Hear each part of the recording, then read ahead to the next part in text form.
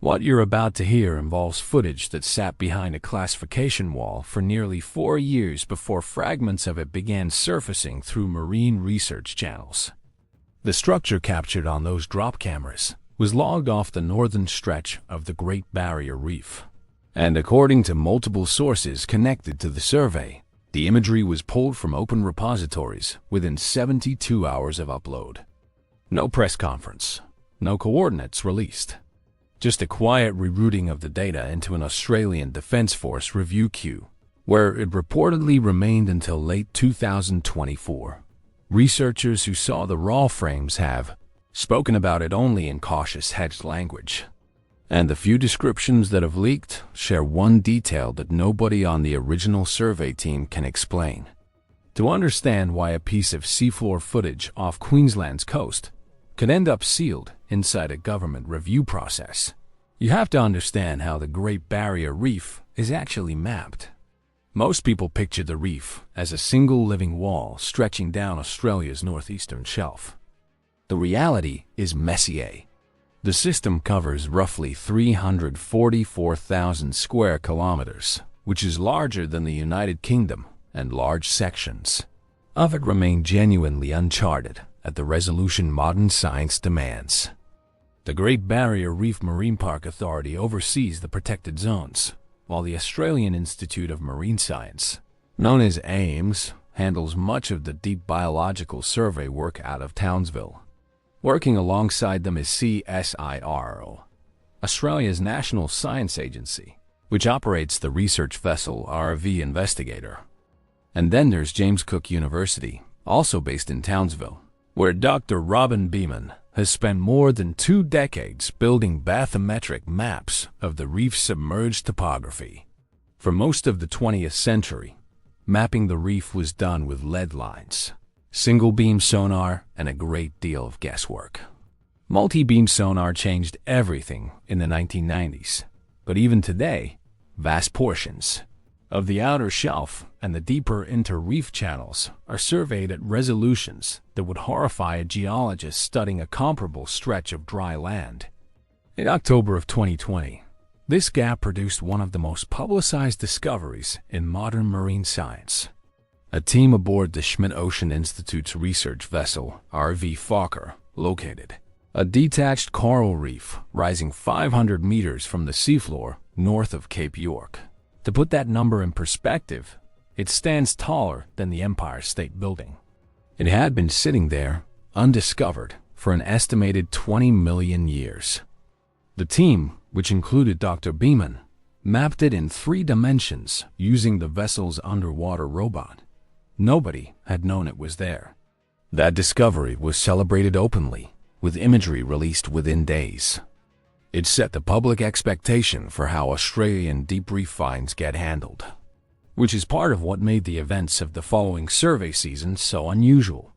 The footage at the center of this story comes from a drop camera deployment conducted somewhere along the northern outer shelf in the broad zone between Cooktown and the tip of Cape York.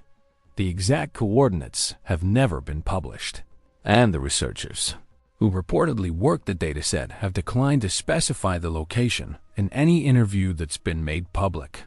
What is known is that the deployment used a baited remote underwater video station, the kind of rig that drops a camera and a piece of bait onto the seafloor, sits there for an hour or so, and records whatever swims in the frame. It's a standard tool. AIMS uses them. JCU uses them. Researchers across the Indo-Pacific use them. The data is usually processed in batches, with junior researchers logging fish species and substrate type for hours at a stretch. According to 2 researchers who spoke on background to marine journalists in 2023, one of those drop camera deployments returned imagery that didn't match anything in the reference library. The camera had landed on what the team initially logged as a sediment plain at a depth of roughly 180 meters. That depth is below the reach of most reef-building corals, but well within the range where coralline algae, sponges, and the occasional pillar coral structure can still establish themselves. The first 10 minutes of footage reportedly showed nothing unusual. Then the camera which was being slowly winched a few meters along the bottom, drifted into view of what one researcher described as a series of right-angled features rising from the sediment.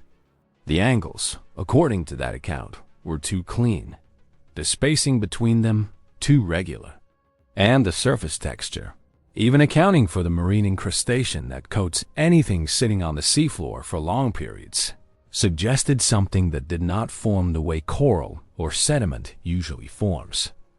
That is the description that is leaked. Right angles, regular spacing, a texture that the survey team could not match to any natural process they recognized. The footage was reportedly flagged within the survey's internal review the same evening. By the following morning, according to the same sources, the relevant raw files had been moved off the shared research drive and into a restricted directory. Within 72 hours, the survey lead was reportedly instructed to direct any further questions to the Department of Defense liaison officer assigned to research vessels operating in northern Australian waters. That liaison structure is real and well documented. Australian research vessels working near Cape York, near Torres Strait, and across the northern approaches operate under coordination agreements with the Australian Defence Force, partly because the region overlaps with sensitive maritime zones and partly because of legacy considerations dating back to the Second World War, when the Coral Sea and the waters around the reef saw significant naval activity. This is where the framing of the word classified becomes important, because in the Australian context, it carries a specific meaning. When marine data gets pulled from open repositories, it doesn't always mean a national security determination has been made. Sometimes it means a heritage protection review. Sometimes it means an indigenous cultural consultation, because the seafloor along Cape York includes areas of significance to traditional owners. And sometimes it means that the location overlaps with active defense operations, which along this stretch of coast can include exercises connected to facilities further inland, including the well-known Signals intelligence base at Pine Gap in the Northern Territory. None of those reasons require the existence of anything mysterious on the seafloor. They simply require the location to fall inside a sensitive coordinate window. But here's the part that gives the story its weight. The footage, according to the people who saw it, was not flagged because of where it was. It was flagged because of what it showed. And in the 4 years since, multiple parties have reportedly attempted to obtain the imagery through formal request channels and have been told only that the data is under review. Now, the obvious question. What could a drop camera actually be seeing down there that produces this kind of response? The honest answer is that there are several possibilities, and most of them have nothing to do with anything mysterious. The most likely candidate, by a considerable margin, is a category of structure that marine geologists call a coral bommy. Bommies are isolated outcrops of coral and coralline material that can grow into towers, columns, and even step-like terraces. In certain conditions, particularly where currents have scoured the surrounding sediment, and where coralline algae have cemented the structure for thousands of years, bommies can develop surfaces that look strikingly architectural. Right angles do occur. Flat planes do occur. Researchers who have spent decades looking at reef structures will tell you that the human brain, primed to recognize patterns associated with construction, will impose order on coral formations that are entirely natural. A second candidate is a shipwreck. The waters around the Great Barrier Reef contain a documented inventory of wrecks, and the most famous of them, the SS Yongala, sits south of Townsville and has been a popular dive site for decades.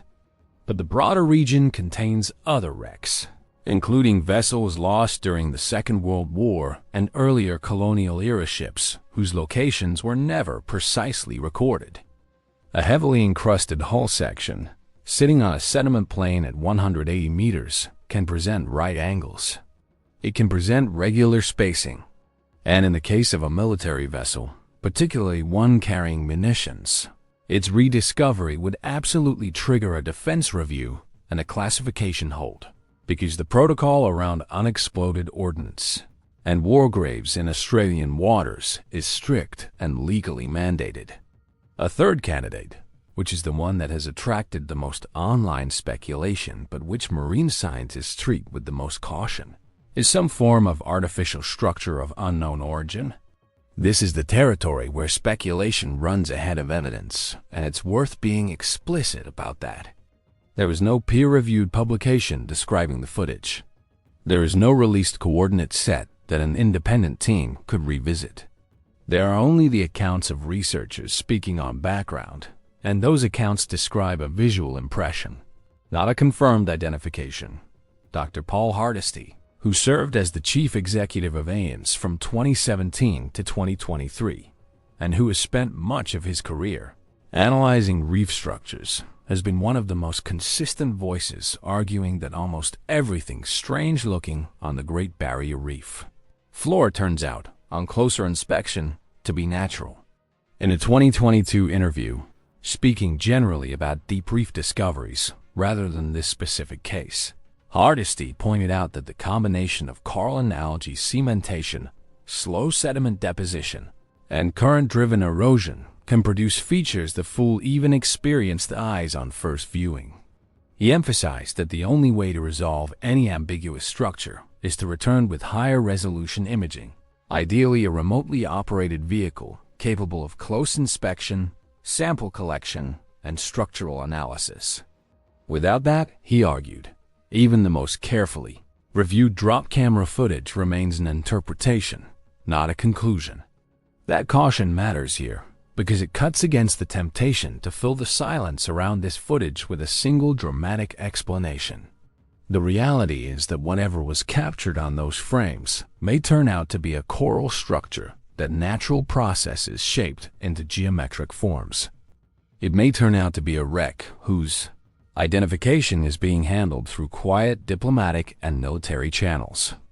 It may turn out to be something whose review is genuinely about heritage and cultural protocol rather than concealment.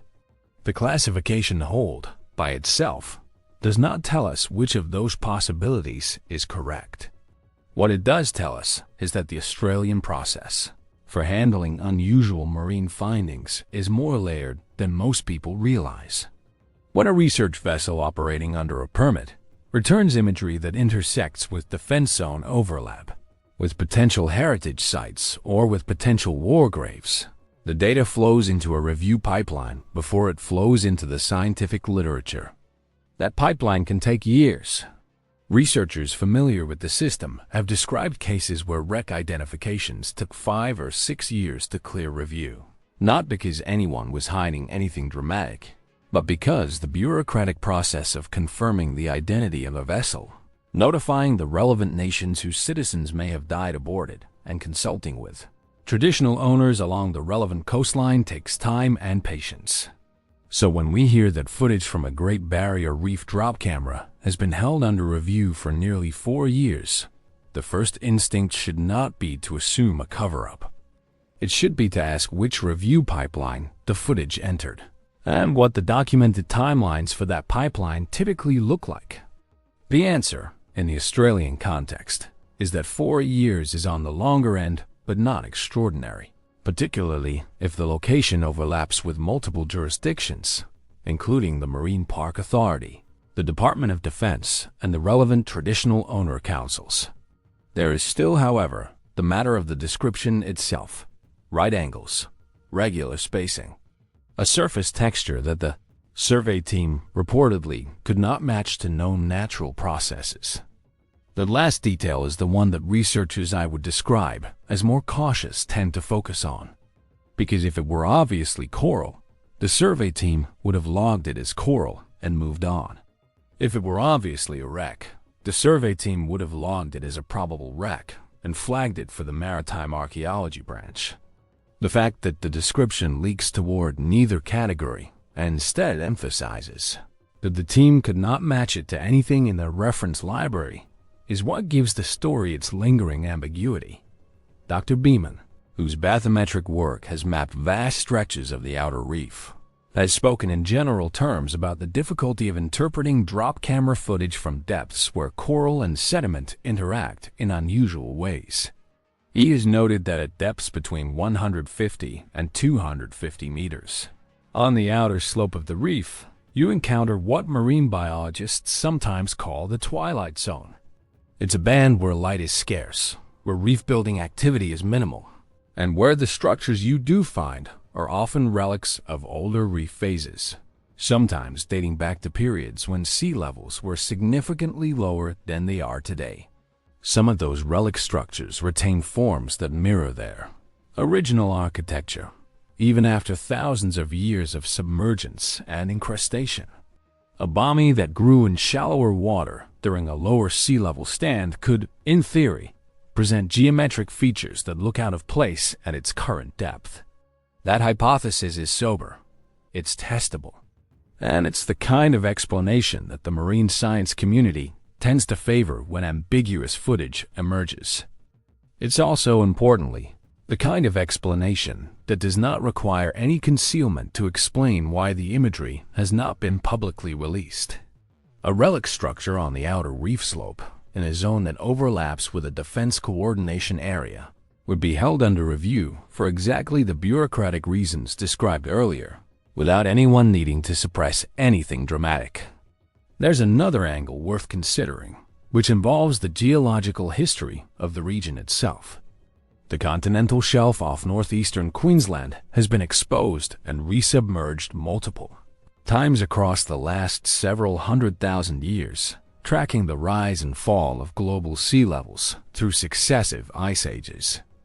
During the last glacial maximum, around 20,000 years ago, sea levels were roughly 120 meters lower than they are today. That means stretches of seafloor that now sit at 180 meters were, at the time, in shallower water. Some areas that are now deep reef slope were once intertidal flats. Others were exposed terrain where rivers ran across what is now seabed, and where the geological processes acting on the surface were those of land rather than ocean. When sea levels rose again at the end of the last glacial period, these surfaces were submerged and slowly colonized by marine organisms. The point is that a structure at 180 meters today did not necessarily form at 180 meters of water depth. It may have formed in much shallower conditions, or even on dry land, and only later been covered by the rising sea. That history alone can produce features whose geometry looks anomalous in their current setting. It also opens a more sober line of speculation that some archaeologists have raised in adjacent contexts. Across the Sahul Shelf, which connected Australia and New Guinea before sea level rise, there is growing recognition that human occupation extends back at least 65,000 years. Sites of human activity that once sat on dry land are now underwater.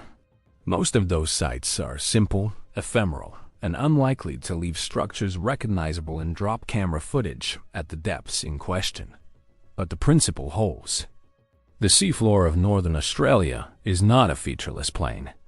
It carries the signature of climates, coastlines, and habitats that no longer exist above water. Some of that signature could plausibly include features that look architectural without being built. The temptation, particularly online, is to leap from that careful framing into something far more dramatic. Speculative communities have, predictably, drawn comparisons to other underwater structures around the world that have attracted similar attention. The Yonaguni Formation off Japan is the most frequently cited parallel. There, divers have documented terraced features that some have interpreted as the remains of a submerged civilization, while geologists like Dr. Robert Chalk have argued that the structure is consistent with natural fracture and erosion patterns in sandstone bedrock. The Yonaguni debate has gone on for decades without resolution, in part because the structure has been accessible to anyone willing to dive on it. The Great Barrier Reef structure, by contrast, sits at a depth that puts it beyond recreational diving entirely. Only technical divers, submersibles, or remotely operated vehicles can reach it. Which means that, for now, the question cannot be resolved through casual investigation. It requires institutional access, institutional permission, and institutional vessel time. That gatekeeping is the practical reason why footage like this, once it enters the review pipeline, can effectively disappear from public discussion for years at a time. The people with the equipment to verify it are the same people bound by the protocols that hold the verification back. There is no independent diver who can simply go check. There is no civilian submarine that can be chartered to revisit the coordinates, particularly when the coordinates themselves have not been disclosed. The discovery and its verification belong to the same small circle, and that circle operates within rules set by Canberra, by the Marine Park Authority, and by the traditional owner councils with standing in the relevant zone. But the structure has not been confirmed as a relic bommy. It has not been confirmed as anything. And until the review concludes, or until an independent expedition returns with high-resolution imagery, the most accurate statement anyone can make is that something on the seafloor north of Cooktown produced a response from the Australian research and defense apparatus that does not happen for ordinary findings. What this case illustrates more broadly is how little of the Great Barrier Reef floor has actually been surveyed at the resolution needed to make confident statements. The 2020 discovery of the 500-meter detached reef was not a fluke. It was a reminder that even a system as intensely studied as this one still hides features at the scale of skyscrapers. If a structure that large could remain undocumented until 2020, the idea that a smaller, more localized feature could sit on the outer slope and only be encountered by accident is not surprising at all. The reef is genuinely vast. The number of trained researchers is finite. The vessel time available for survey work is limited. And the budget cycles that fund this work do not align neatly with the scale of what remains to be mapped.